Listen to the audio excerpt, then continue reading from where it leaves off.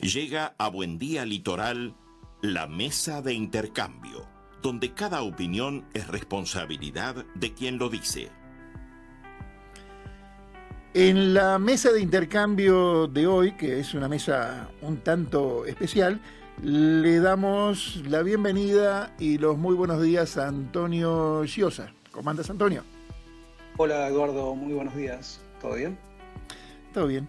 Bien, Antonio, el primero de los temas tiene que ver con el inicio de vacunación contra el COVID-19.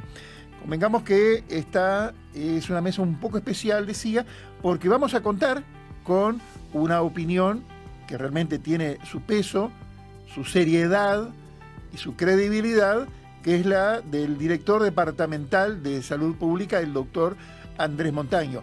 Ocurre que él, en este preciso momento, se está reuniendo con las autoridades departamentales y el comité de emergencia en la Intendencia de Río Negro, porque los temas son muchos, no es solamente el COVID en el departamento, el brote en Nuevo Berlín, sino también los inmigrantes que están viniendo en cantidades importantes a nuestro paso de frontera, y muy probablemente al finalizar la reunión de hoy tengamos algunas novedades al respecto. Lo vamos a escuchar al doctor Montaño interviniendo en esta primera media hora, en este primer tema, pero me gustaría que vos hicieras una presentación sobre el tema de la vacunación, el inicio y sobre todo las dudas. Exacto. Montaño va a hacer una descripción mucho más exacta de cómo está el estado de situación en Uruguay seguramente y cómo se está previendo la vacunación en nuestro país y en Río Negro. A nivel mundial ya son millones de vacunas que se han ido entregando, que se han ido dando, con el principal rechazo que tienen algunos grupos negacionistas es por los efectos colaterales, los efectos adversos. Porque claro, leen la información técnica, ven que puede haber efectos adversos y los amplían. Hay que tener en cuenta que cuando uno toma cualquier tipo de medicación, incluso una simple aspirina, una novalgina, lo que sea, puede haber efectos adversos. El tema es la probabilidad de que eso ocurra. En el caso de las vacunas, que obviamente son más complejas que una simple aspirina, los efectos adversos pueden ser un poco mayores, ¿sí? Pero están dentro del rango de lo normal. Es decir, una alergia, una irritación, que el organismo crea que es lo que pasa. Todos los que nos hemos vacunado en la década del 60, 70, 80, recordamos que cuando nos vacunaban, en la escuela por ejemplo, muchos generábamos fiebre, dolor, decaimiento, como si tuviéramos realmente una enfermedad. Es la reacción del organismo que cree que está siendo atacado en ese momento y empieza a generar anticuerpos, ¿sí? Se empieza a defender. Ese tipo de reacciones adversas son las que se han visto en el caso de las vacunas contra el COVID, ¿sí? Son o reacciones alérgicas leves, puede haber alguna reacción alérgica un poco más complicada que se atiende en el momento. La persona no sabía que era alérgica, se vacuna igual y en ese momento lo atiende. Y después algunos casos de fiebre o lo que sea. Pero están dentro de los parámetros más que normales y que ya había una predicción sobre esa probabilidad de casos adversos, e incluso es menor a la que se había calculado. Hay denuncias de muertos por la vacuna, cuando en realidad no hay ninguna relación directa entre la persona que se vacunó y luego a la semana o a los pocos días la persona muere. Me estoy recordando el caso de Noruega, que fue una noticia que se viralizó y claro, asustó a más de uno. Hay que tener en cuenta que muchas veces, no quiero darle un palo al periodismo obviamente, pero muchas veces el periodismo trata de buscar el titular. Parte del periodismo, diríamos. Exacto. Por ejemplo, supongamos que un asteroide va a pasar a 150 millones de kilómetros de distancia de la Tierra. La NASA lo anuncia Y muchos periodistas o muchos titulares de prensa lo que anuncian es peligro de que un asteroide tal vez pueda chocar la Tierra. Eso es verdad y lo he leído. Claro, es mucho más atractivo un título, o por lo menos es mucho más atractivo para cliquear un titular así de que hay riesgo de que caiga un asteroide a que va a pasar a millones de kilómetros de distancia. Con el caso de las muertes por COVID pasa lo mismo. Hubo un estudio, en el caso de Noruega, también en otros países, donde se analizan personas que fueron vacunadas y luego murieron. ¿Bien? ¿Por qué murieron? Bueno, ahí está el análisis de los centros de salud. Muchos periodistas toman esa noticia y directamente hacen la relación. Estas personas se vacunaron, luego murieron por la vacuna. Y no hay información al respecto. Cuando uno busca la fuente original, el Ministerio de Salud de ese país, por ejemplo, se encuentra con que ya se analizó y no se encontró ninguna correlación entre la vacuna y la muerte. Exacto. Pero para ese periodista el tema ya pasó, ya dejó de ser relevante. Eso provoca miedo, provoca pánico en muchas personas, más tomando en cuenta que en los últimos años la gente se informa por las redes sociales. ¿Sí? Y peor aún, para una persona común y corriente, una noticia de una agencia internacional tiene el mismo peso entre comillas, obviamente, sí, que un meme que publicó un amigo o que escribió directamente un texto alertando algo y lo publicó sin fuente alguna. La persona lo ve en Facebook y para esa persona tiene el mismo peso informativo, tiene el mismo valor informativo. ¿Bien? Eso genera mucha desinformación y hay muchas personas que se están aprovechando de esto, justamente. Y no todo el mundo chequea la información, ni va a las fuentes y dice, che, a ver, este medio o esta persona ¿es confiable? No, directamente lo reproduce, se viraliza y ahí nace el miedo.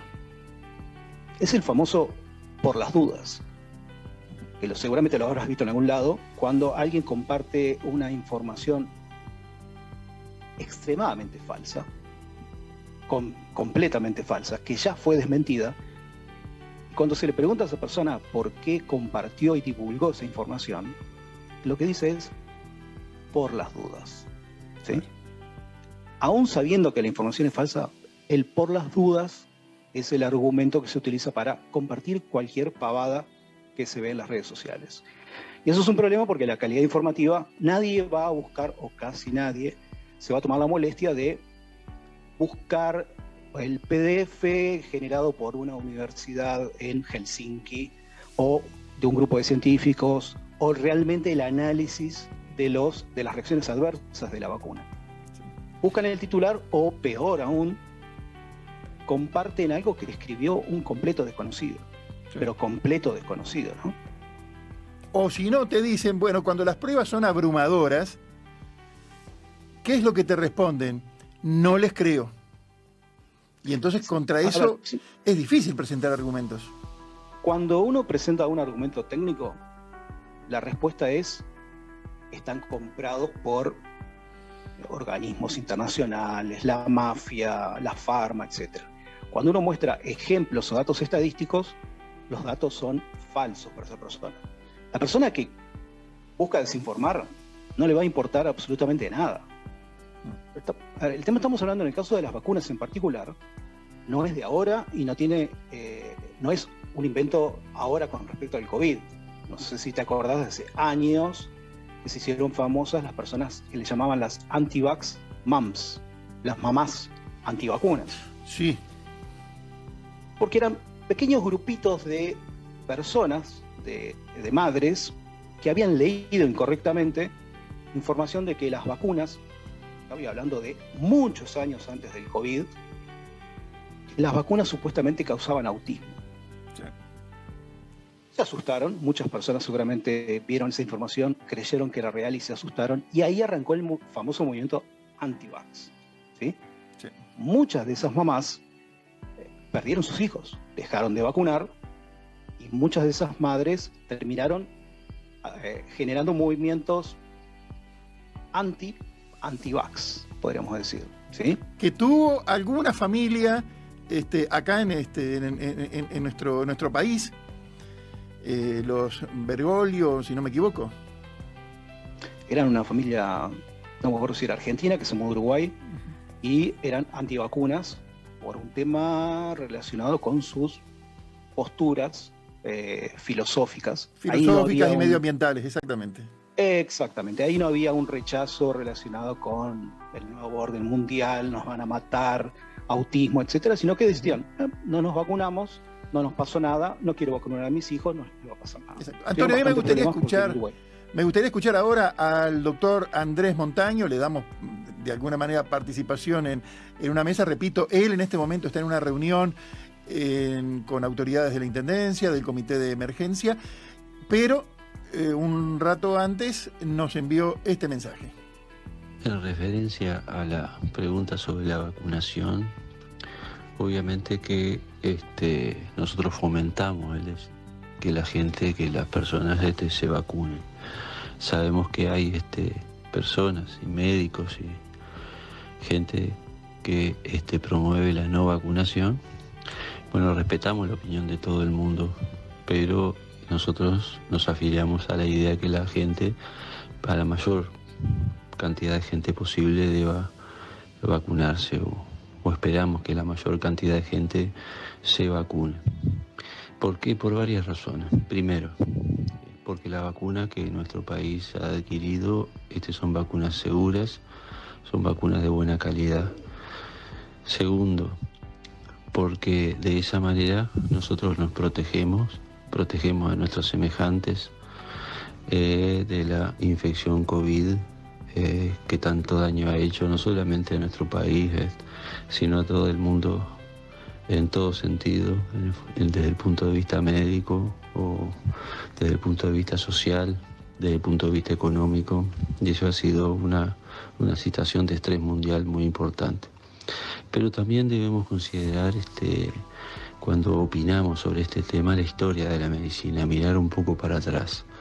Y bueno, la historia de la medicina ha sido una historia de innovaciones, de descubrimientos de antibióticos que cambiaron la evolución de diferentes enfermedades, la historia del descubrimiento de vacunas que protegieron contra otros tantos virus y mejoraron también la calidad de vida de nuestra población, y de todo tipo de innovación en el campo de la medicina que ha ido, puedo hablar de cientos de ejemplos, desde operar la vesícula haciendo un tajo de 20 centímetros hasta ahora operar una vesícula y sacarla por un agujerito por vía laparoscópica y que la persona se vaya a su casa al otro día. Innovaciones de todo tipo, del que se puede imaginar, en el campo de la imagen, en el campo de la cirugía, en el campo de todo tipo. Podría dar ejemplo, estar horas acá contigo dando ejemplos de eso. ¿Qué ha pasado ahora? Bueno, en una situación de estrés mundial, ¿qué pasa? La ciencia se ha puesto rápidamente en funcionamiento, estimulado por un interés económico por un lado y por la fuerte inversión de los países poderosos por el otro, para lograr en tiempo récord la presencia o lograr una vacuna, digamos, para combatir este mal que nos aqueja en este momento. Y bueno, y la ciencia ha descubierto una cantidad de vacunas. Nosotros, por ejemplo, en nuestro país hay 3 que son las que se van en principio son las que van a venir para vacunar a nuestra población. La de Pfizer, la gente conoce por su logística de ultrafrío, y después la de Sinovac y AstraZeneca, que son las vacunas más parecidas a la vacunación de la gripe. El éxito ha sido, digamos, mundial, es que la culminación de etapas de estudio han sido en tiempo récord, porque en aproximadamente un año ya tenemos en la fase 4 prácticamente una decena de vacunas, ¿no? Bueno, esas etapas que se plantean para poder lograr una vacuna sea segura, sea con una que tenga más del 95-90% de capacidad de controlar o de generar inmunidad en cada uno de nosotros, etcétera, es el objetivo fundamental. Algunas vacunas llegan y lo pasan y otras están un poco por debajo de esto, de la cantidad de inmunidad que logran. Estamos hablando en términos que la gente pueda entender. Por lo tanto, no creemos tampoco, como otra de las hipótesis, la hipótesis tremendista de que las vacunas hacen daño o que la enfermedad haya sido provocada en un laboratorio, que se haya escapado o que haya sido hecho para hacer daño a otras personas con maldad. Eso obviamente tampoco participo de esa idea.